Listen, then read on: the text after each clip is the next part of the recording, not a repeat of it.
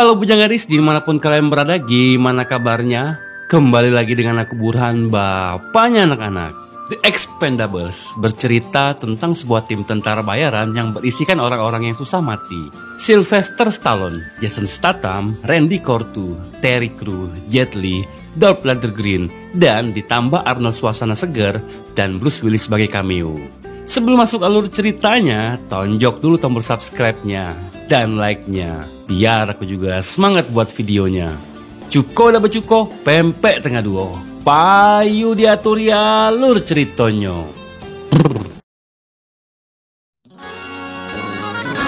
Aku suka susunya hingga tetes terakhir. Aku suka coklatnya hingga tetes terakhir. Susu bendera coklat nikmat hingga tetes terakhir. Susu bendera coklat hingga tetes terakhir. Susu saya, susu bendera.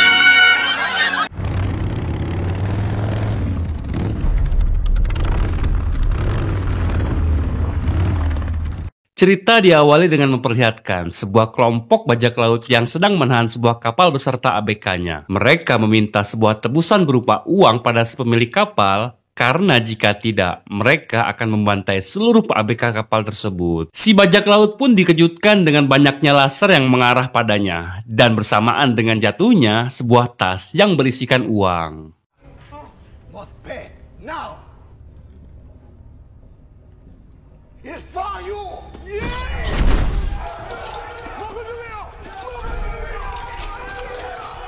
Faktanya laser itu berasal dari kelompok penyelamat, yang mana mereka memberi si penjahat uang sebanyak 3 juta dolar untuk menebus para sandera. Akan tetapi si penjahat menolak lantaran dirinya meminta 5 juta dolar. How much in there? 3. There's your money. Release the hostages. Bullet. We want $5 million. Sebelum itu kita berkenalan terlebih dahulu dengan para anggota tim penyelamat. Barney Rose di posisi ketua. Di sebelahnya, Lee Christmas, si ahli pisau dan persenjataan di pesawat. Pria Asia ini bernama Ying Yang, sang ahli bela diri. Tolrut dan Caesar, si ahli peledak. Dan yang paling barbar dialah Gunner, spesialis persenjataan. Dan mereka menamai kelompok mereka dengan nama yang sama seperti film ini, yakni The Expendables. Barney pun kembali mencoba bernegosiasi dengan si penjahat untuk menukar uang 3 juta tersebut dengan para sandera. Namun si penjahat justru menolak dan memaksa tetap ingin 5 juta dan dia mengancam akan membunuh para sandera. Lalu yang terjadi... We want our money now. Warning shot.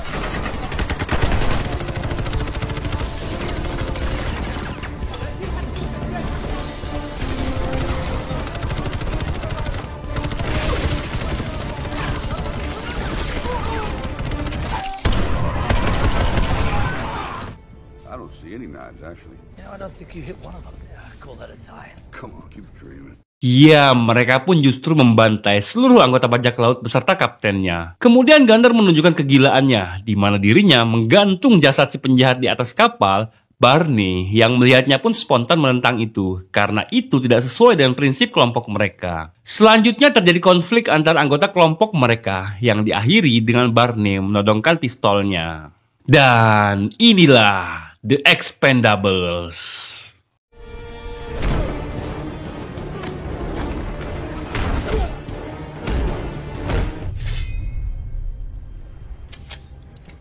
Let him go, Gunner.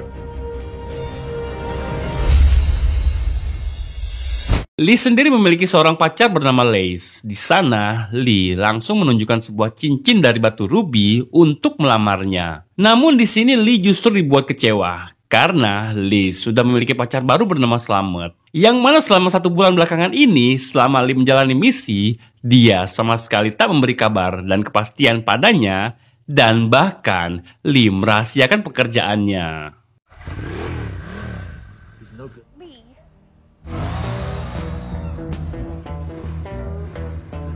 Sementara itu di sebuah pulau bernama Villena, di mana pulau tersebut dipimpin oleh seorang jenderal bernama Garza. Di mana di situ Garza mendapat laporan bahwa ada beberapa anak buahnya yang berkhianat. Garza yang berniat akan mengeksekusi si pengkhianat itu pun justru dikejutkan dengan sebuah tembakan dari rekannya yang bernama Monroe.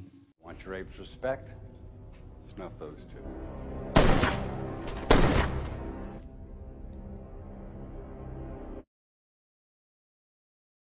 Barney sendiri menemui seorang anggota CIA sekaligus perantara bagi timnya dalam menerima misi. Dia bernama Kranz. Ini nih scene yang aku tunggu-tunggu.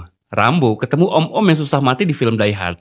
Sama si Terminator sekaligus mantan gubernur California yang di film ini berperan sebagai Trance. Pertemuan ketiga sosok besar dalam satu frame ini kayak gimana ya? Kranz pun menawarkan sebuah misi pada mereka berdua untuk mengkudeta seorang jenderal yang sangat kejam. Ya, dia bernama Garza di Pulau Pilena. Namun karena Barney pemeran utama di film ini, Barney yang akan mengambil misi tersebut dengan imbalan $5 juta.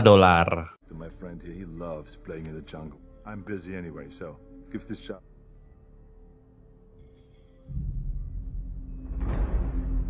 This is a fucking problem. He wants to be president.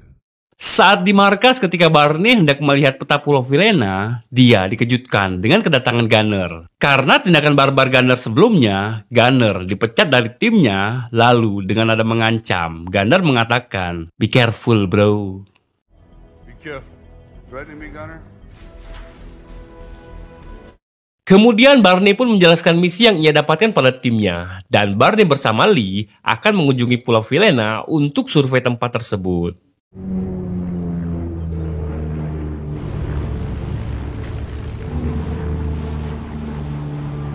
Sesampainya di Pulau Vilena, mereka pun menyamar sebagai ornitologi atau peneliti burung, serta Lee sebagai fotografer burung. Selesai dengan itu, mereka pun lanjut berjalan untuk menemui seorang kenalan sekaligus orang yang menyewa mereka. Namun di perjalanan, mereka melihat sebuah pemandangan janggal, yang mana mereka melihat satu orang Amerika yang memimpin satu kelompok tentara di sana yang hendak melewati jalan itu dengan kasar.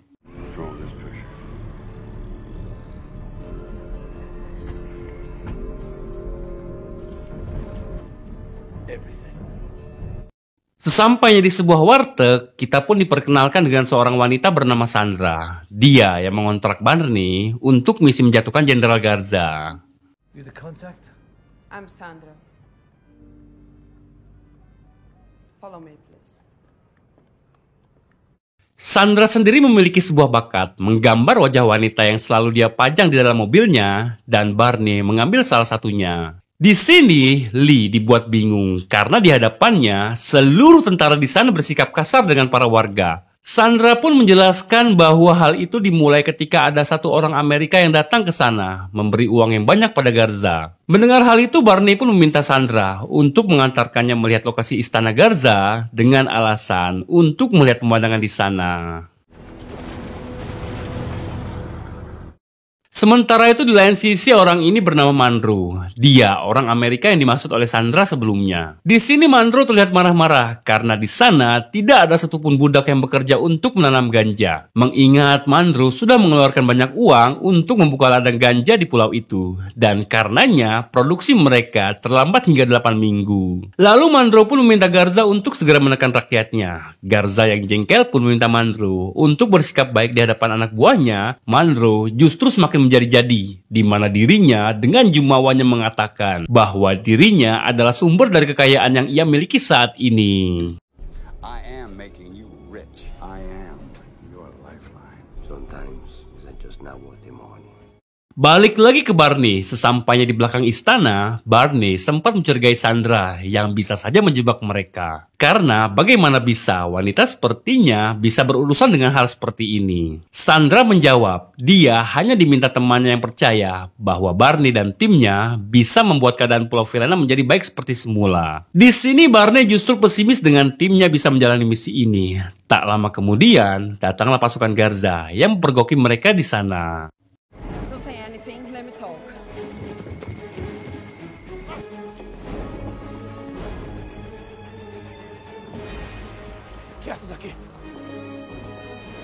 Terjadi sedikit ketegangan antar Sandra dan para tentara. Di sini terungkap bahwa Sandra adalah anak satu-satunya Garza. Mereka menangkap Sandra untuk diserahkan pada Garza. Barney dan Lee yang melihatnya pun tidak tinggal diam. Lalu mereka menyerang para tentara untuk menolong Sandra.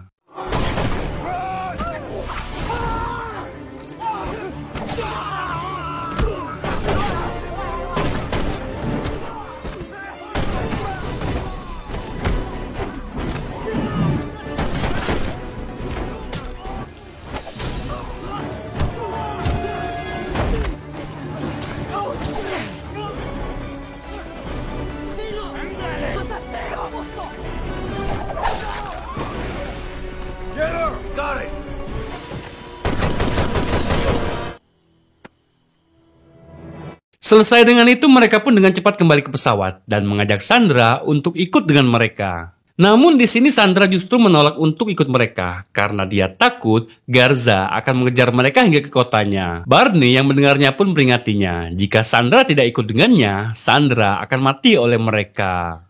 Look, you're saying you're dead. She's leaving with us. Yeah, well, you don't have a choice.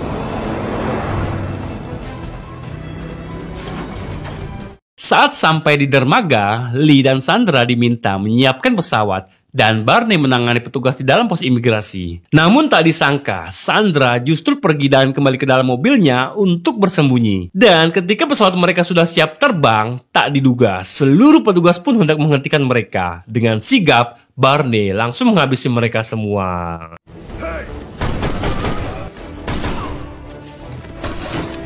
Setelah itu, Barney pun berlari menuju pesawat yang siap terbang sambil menghindari tembakan-tembakan dari para pasukannya Monroe. Yang alhamdulillahnya mereka berhasil terbang lalu kabur dari sana.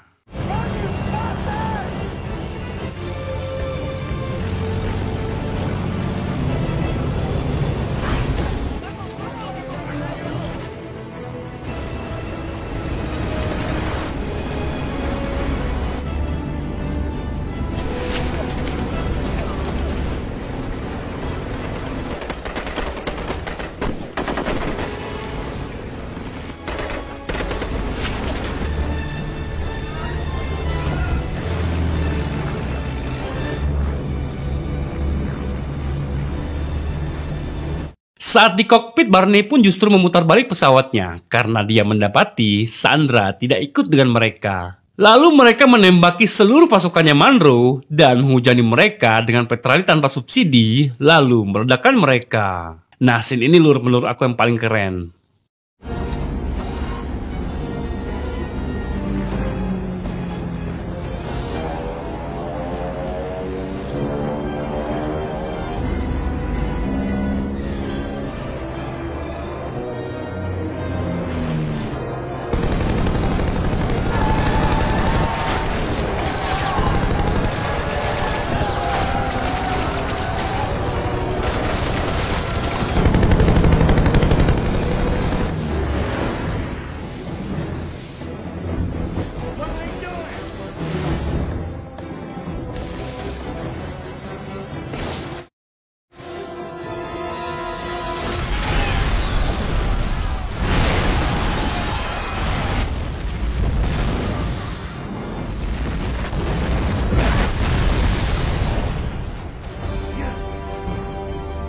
Ini baru 2 orang dari timnya, Lur. Gimana kalau full tim yang turun? Saat di markas, Monroe pun marah-marah pada Garza. Karena bagaimana bisa 2 orang profesional seperti mereka bisa lolos melewati petugas imigrasi dan menghabisi puluhan pasukannya lalu pergi begitu saja. Monroe pun menambahkan bahwa mereka dibantu oleh Sandra, anaknya Garza. Dan Monroe meminta Garza untuk segera menyingkirkan Sandra agar bisnis mereka bisa berjalan dengan lancar. Garza tentu tidak akan membunuh anaknya sendiri hanya karena uang.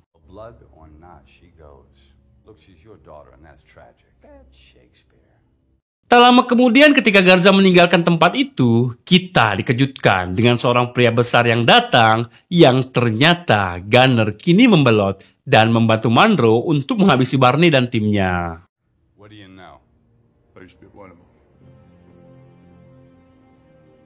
Why are you turning on? Lover squirrel.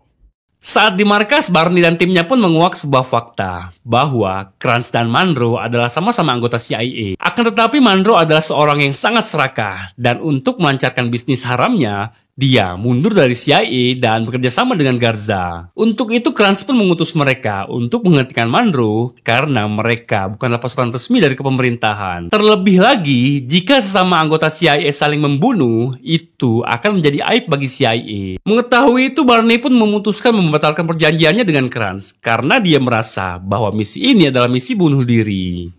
I'm telling Church the deal's off. They hire us, they kill him. That'd be a bad headline. So we're working for the agency. That's about right. I agree.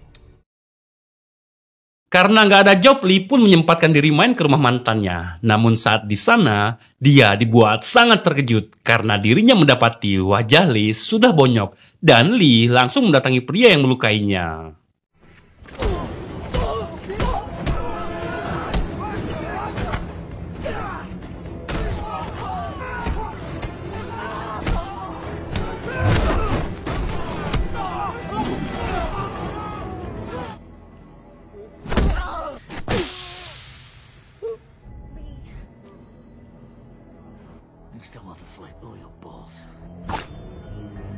Sementara itu di Vilena, Mandro dan anak buahnya mencari Sandra dan langsung menangkapnya, lalu Sandra diinterogasi dengan sangat kejam.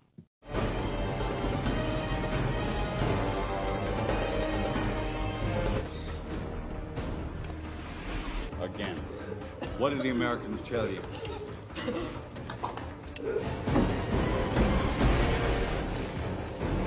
Barney sendiri dilema dengan keputusannya, karena kini Sandra menjadi target pengejaran Mandro, dan dia dianggap sebagai pengkhianat. Untuk itu Barney pun mengajak timnya untuk kembali ke Vilena. Namun mereka semua menolak, mengingat Barney sudah membatalkan perjanjiannya, dan mereka tak ingin mati konyol di sana. Barney yang mendengarnya pun memutuskan untuk kembali ke sana sendirian, dan Yin ikut bersamanya. So why are you doing this? Friends die together. Di perjalanan mereka pun diserang sekelompok penjahat yang ternyata mereka dipimpin oleh Gunner yang berniat akan membunuh Barney.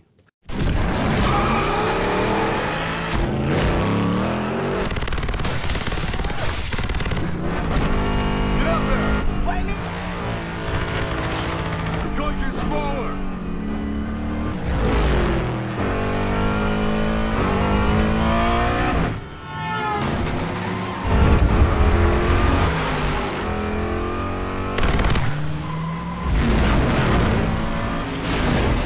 Terjadi kejar-kejaran dan baku tembak antar mereka, sampai akhirnya mereka sampai di sebuah gudang. Lalu mereka bertarung dengan tangan kosong, hingga saat Yin terpojok dan hampir dibunuh, Barney menembak Gunner namun tidak sampai mati. What do you wear? Size 3? Bring it, Happy Feet.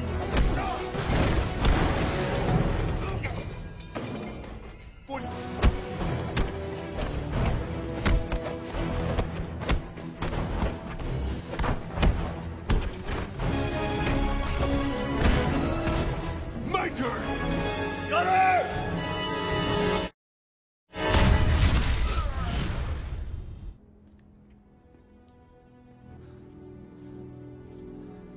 I was just gonna scare him.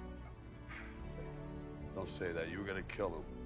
Selesai dengan itu, mereka pun langsung menuju hanggar pribadinya. Dan saat di pesawat, Barney dikejutkan bahwa full timnya sudah menunggunya di dalam pesawat. Lalu mereka terbang menuju Vilena.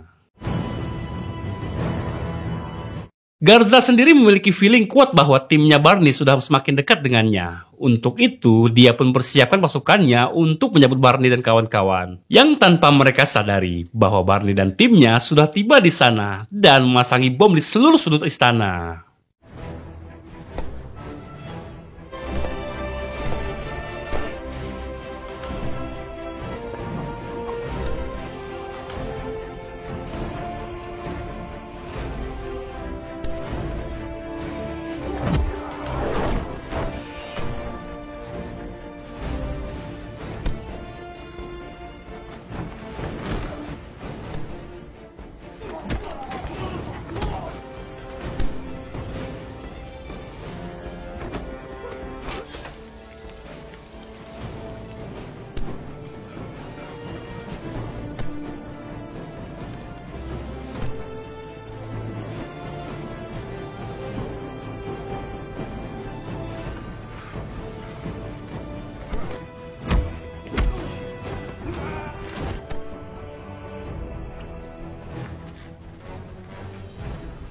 Sandra sendiri mendapat perlakuan tidak baik dari anak buahnya Mandro. Hingga saat dia hendak diperkaos, tiba-tiba Barney datang ke sana dan menghabisi mereka semua.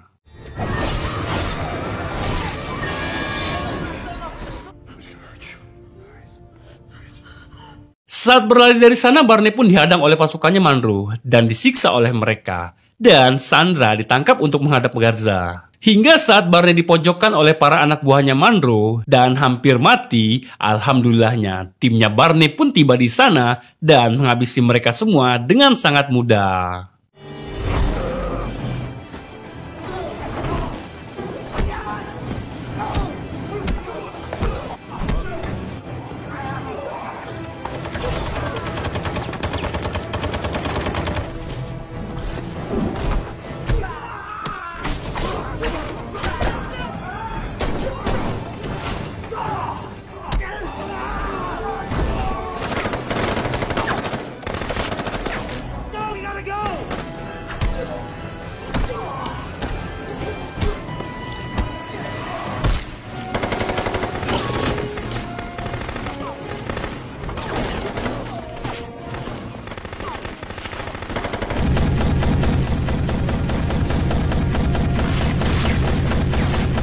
Si botak yang Baywan sama Barney pun sadar bahwa pasukannya sudah kalah telak pun kabur dari sana dan meninggalkan Barney di sana.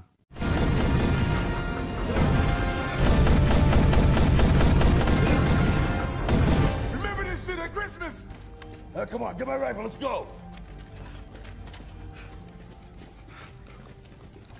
Garza sendiri sudah muak dengan kekacauan ini. Dia mengembalikan seluruh uang milik Monroe dan mengusirnya karena dia sadar bahwa seluruh kekacauan ini disebabkan oleh Monroe. Monroe yang merasa bahwa dia adalah sumber kekayaannya Garza pun menolak dan mengatakan bahwa dirinya hanya sebuah boneka bertopi hingga saat Garza akan membunuhnya, Sandra menghentikannya dan keluar dari sana hingga saat Garza akan berpidato di depan pasukannya, Monroe menembak Garza hingga tewas saat itu juga.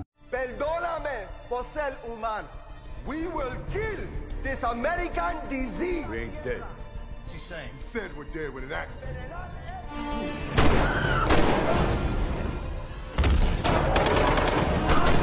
Secara bersamaan, Barney dan timnya pun mau masuk ke sana, dan mereka diberondong oleh para pasukannya Garza. Monroe sendiri berusaha kabur dari sana, membawa seluruh uang milik Garza dan membawa Sandra dari sana. Barney didesak oleh teman-temannya untuk segera meledakkan seluruh bomnya, namun karena Sandra masih ada di dalam, Barney menolaknya. Hingga saat Sandra berhasil keluar dari sana, Barney pun langsung meledakkan tempat itu.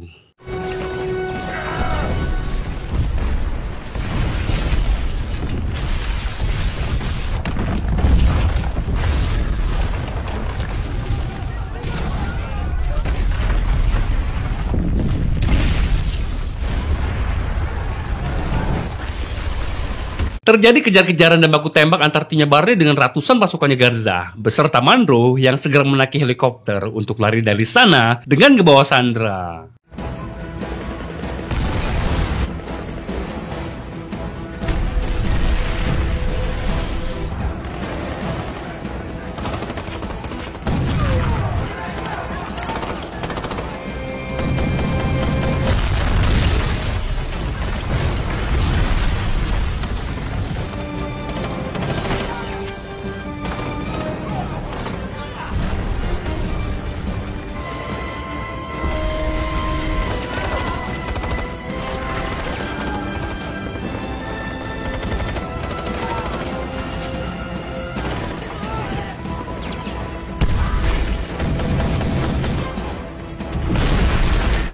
Di sini Barney menunjukkan kepiawaiannya sebagai Rambo dengan ciri khasnya menggunakan dual pistol. Sampai akhirnya saat Monroe hampir sampai ke helikopter, Ying dengan granat membuat sebuah pagar api untuk menghentikannya.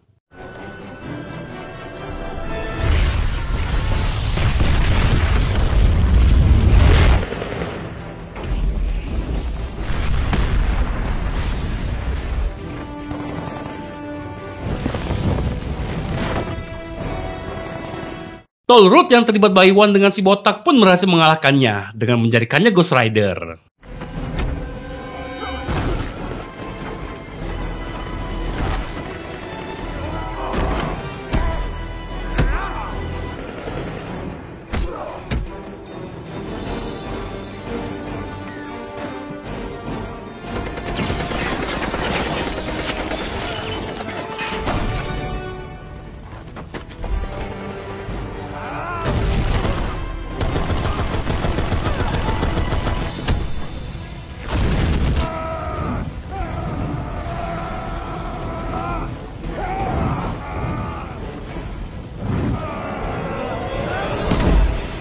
Sampai akhirnya saat Monroe benar-benar hampir sampai ke helikopter, Barney meminta Kaisar untuk melemparkan sebuah rudal lalu menembaknya dengan dual pistolnya hingga meledakkan helikopternya.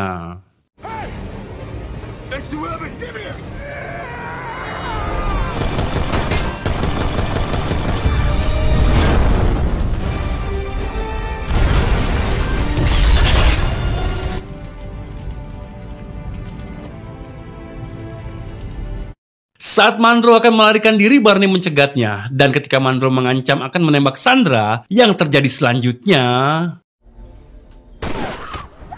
Come up, you dipshit. I came for her. We're both mercenaries.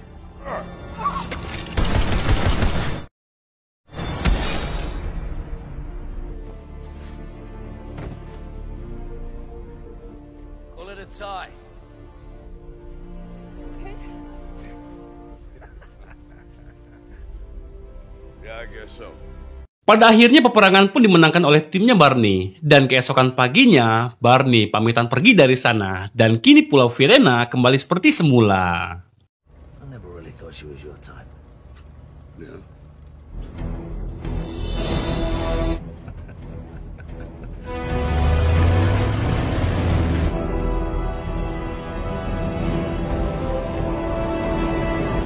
Keesokan harinya saat di markas di sana kita dapat melihat Gunner sudah pulih sepenuhnya. Di sini Gunner meminta maaf dan berjanji tidak akan mengulanginya lagi. Killing it makes you stronger, brother. There. Of course. I forgive you. Okay. Oh yeah. Dan film pun selesai.